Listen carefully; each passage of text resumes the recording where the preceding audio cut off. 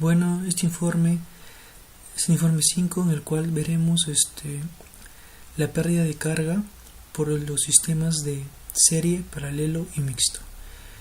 En lo que es el sistema de series veremos un ejercicio donde se calcula la pérdida de carga mediante este tipo de sistema. Calcular el caudal en el sistema de tuberías si la temperatura del agua se encuentra a 40 grados y la material de las tuberías es de acero comercial y el U es igual a 2.45 por 10 a la menos 4. Tenemos esta imagen donde tenemos un recipiente A, un recipiente B, y como podemos observar la tubería están en series, el mismo caudal pasa por las tuberías, pero cambian sus diámetros. Cada diámetro de la tubería es distinta. Tenemos 10 metros de altura. Ahora, nos dan como dato el K1, que es 0.6, el K2, que es 0.42, y el K3, que es 0.20. Nos dice que para el tramo 1, el diámetro de la tubería es 0.60, para el tramo 2, 0.30, y para el tramo 3, 0.65. Sus longitudes, para el tramo 1, 150, para el tramo 2, 80, y para el tramo 3, 200. Ahora nos pasamos a resolver el problema. Utilizamos la fórmula de Bernoulli, la conservación de energía, donde es la velocidad 1 al cuadrado sobre 2 veces la gravedad más P1 sobre el peso específico del agua más Z1 más la pérdida de carga de la bomba es igual a la velocidad 2 al cuadrado sobre 2 veces la gravedad más P2 sobre el peso específico más Z2 más H de la turbina más H de pérdida de fricción más accesorios. Podemos llegar a ver que el B1 y el B2 es 0 debido a que la velocidad del agua se reducirá hasta aproximarse a 0. El peso específico 1 y el peso específico 2, la presión va a ser 0 debido a que está en contacto con la atmósfera, por lo tanto se tacha.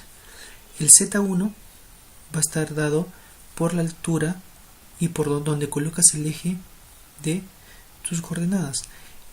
Nuestro eje de coordenadas estará ubicado en el Z2, por lo tanto Z2 va a ser igual a, por lo tanto acá tenemos que Z1 menos Z2 va a ser igual a HP1 menos 2, donde HP1 va a ser igual a la diferencia. Como dije, Z2 va a estar en el eje de coordenadas, va a ser 0, y Z1 va a estar a 10 metros, como se puede apreciar en la imagen de acá, Z0 y Z1. Ahora, tenemos que la pérdida total de HP va a ser igual al H de fricción más el H de accesorios. La pérdida por fricción va a estar igual a dada por F más la longitud sobre el diámetro por la velocidad al cuadrado sobre la velocidad de la gravedad. La pérdida de accesorios va a estar dada igual por la sumatoria de K por la velocidad al cuadrado sobre la velocidad de la gravedad.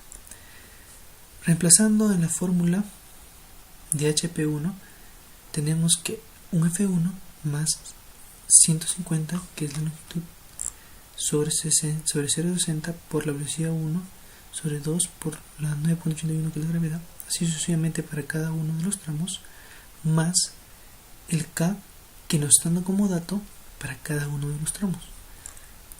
Una vez que calculamos esto, vamos a igualar los caudales. Igualamos el caudal 1 es igual al caudal 2, por lo tanto obtendremos que la velocidad 1 depende de la velocidad 2. La velocidad 1 va a ser igual a 0.25 por la velocidad 2. Igualamos el caudal 2 con el caudal 3 y obtenemos que la velocidad 3 va a estar dependiendo también igual a 0.21 por la velocidad 2. ¿Para qué? Para cuando lo podemos reemplazar en esta fórmula, como lo vamos a hacer por acá, toda esta fórmula nos quede en función de B2. Ahora, al tener toda esta ecuación en función a B2, despejamos y decimos que B2 es igual a la raíz cuadrada de 10 sobre 0.80 por F1 más 13.60 por F2 más 0.70 por F3 más 0.023, 8. Se supondrá los coeficientes de fricción solamente para hallar la velocidad 2, que será F1 0.023, F2 0.026 y F3 0.021.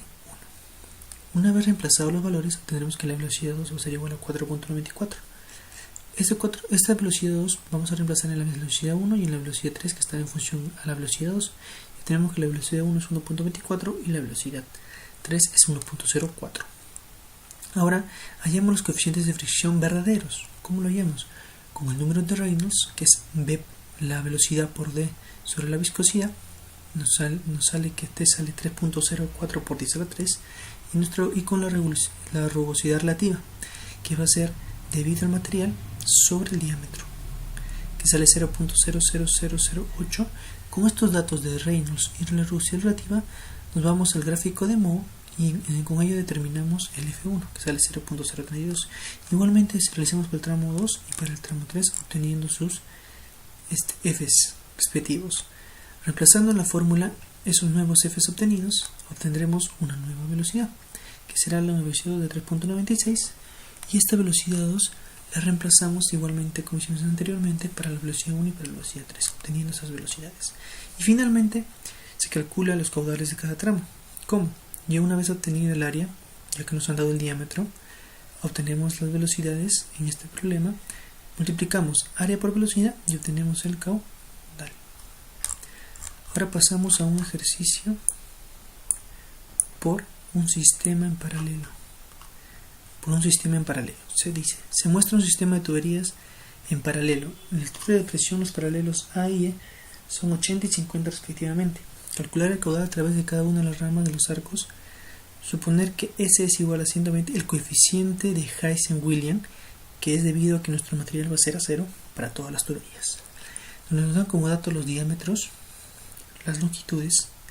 Entonces, primeramente tenemos un caudal entrar, una presión A y B, ¿okay? Una presión de 80 y una presión de 50. Entonces decimos que para la variación de la altura sería igual a 80 menos 50, nos da como dato 30. En este ejercicio se desprecia la pérdida de accesorios, por lo que HF va a ser igual a la variación en H. La variación en H va a ser igual a 10.674 por L por el caudal elevado a la 1.852 sobre C elevado a la 1.852 por D elevado a la 4.871. El caudal de la tubería se calcula para la tubería superior, tubería de medio y tubería inferior, obteniendo los caudales para cada tubería. Una vez obtenidos esos caudales, reemplazamos en lo que nos piden, y nos piden hallar los caudales nada más. Por lo tanto, ya hemos realizado este ejercicio. Ahora veremos un ejercicio de un sistema mixto, que es un sistema combinado por un sistema paralelo, como se puede observar acá, y un sistema de serie. Pero en este problema también incluye una bomba. Por lo tanto, nos piden calcular el caudal a través de la rama de los arcos y también calcular la carga de la bomba. Entonces, nos dan como dato el coeficiente Heisen-Williams 120, el C que es igual a 120. Nos dicen que cuenta con dos accesorios de codos no de 90 grados. También nos da la presión, los paralelos A y E, que son 80 y 50. Entonces, nos dan como dato los tramos, el diámetro en cada tramo y sus longitudes. Para la pérdida de fricción, según Heisen-Williams, el HF va a ser igual a 10.774 por L por Q elevado a la 1.852 sobre C elevado a la 1.852 por D elevado a la 4.871. Y igualmente nos da una fórmula para el caudal de gasto. Acá tenemos una variación de altura entre 80 menos 50, que nos da 30 metros. También en este ejercicio se despreciará la pérdida por accesorios. Por lo tanto, decimos que el HF es igual a la variación en H. Una vez que tengamos estos valores, hallamos el caudal en cada tubería, superior, medio e inferior, obteniendo los caudales en todas las tuberías.